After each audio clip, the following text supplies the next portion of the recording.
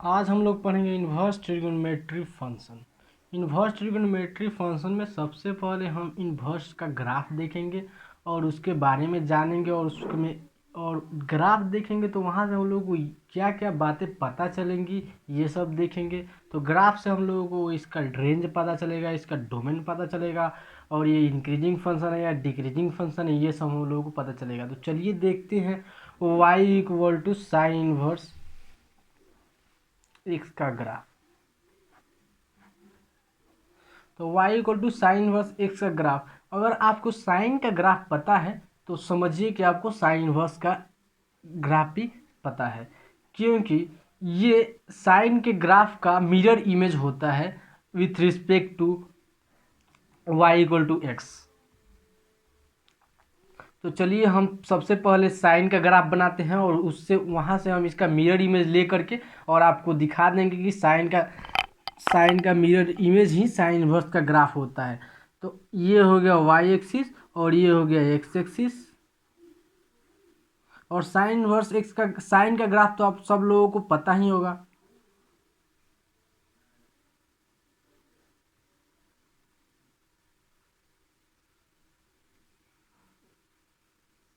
ये होता है साइन का ग्राफ। तो साइन का ग्राफ ये होता है तो इसका मिरर इमेज ही साइन इनवर्स एक्स का ग्राफ होगा। तो इसका mirror image with respect to y equal to x, y equal to x, तो वाई इक्वल टू एक्स ये वाला लाइन होगा। ये line y equal to x का graph y equal to x का लाइन होगा। तो इसके रिस्पेक्ट में इसका मिरर इमेज होता है with respect to y equal to x. तो इसका हम मिरर इमेज निकालेंगे तो ये वाला जो पार्ट होगा ये हो जाएगा π/2 और ये हो जाएगा -π/। तो ये वाला जो पार्ट होगा वो ऐसे हो जाएगा, क्योंकि मिरर इमेज तो जस्ट इसके ऐसे हो जाएगा।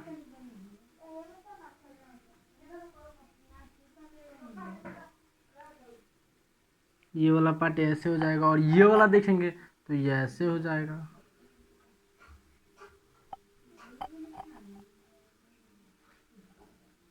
यानी ऐसे कुछ आएगा।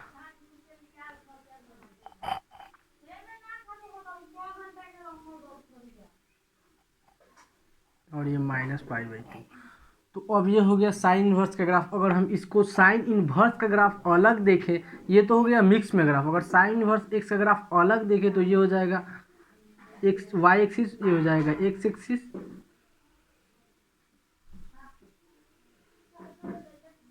और ऐसे आएगा साइन इनवर्स एक्स का ग्राफ, ये हो जाएगा -π/2 और ये हो जाएगा π/2।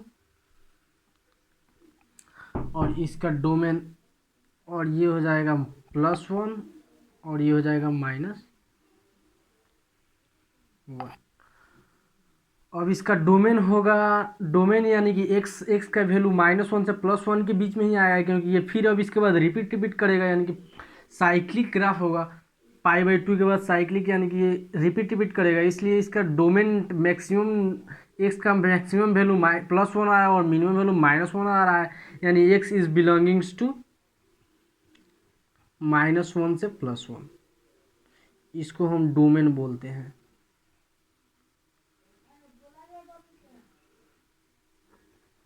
और y बिलोंगिंग्स टू -π/2 से π/2। और ये इंक्रीजिंग फंक्शन होगा कि डिक्रीजिंग फंक्शन, ये देखने के लिए हमको एक पॉजिटिव साइड में और एक नेगेटिव साइड में, यानी एक छोटा एक्स और एक बड़ा एक्स लेना पड़ेगा।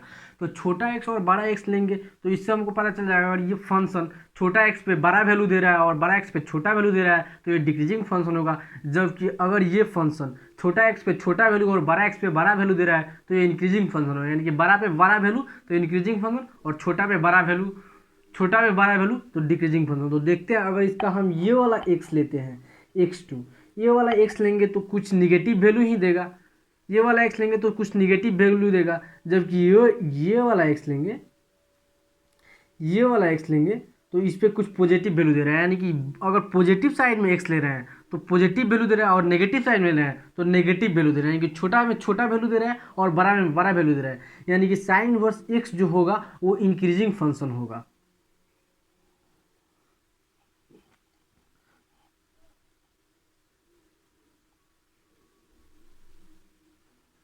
तो इंक्रीजिंग फंक्शन होगा। तो इंक्रीजिंग फंक्शन होगा तो इसका एक्स यानी कि एक्स छोटा है, x2 छोटा है x1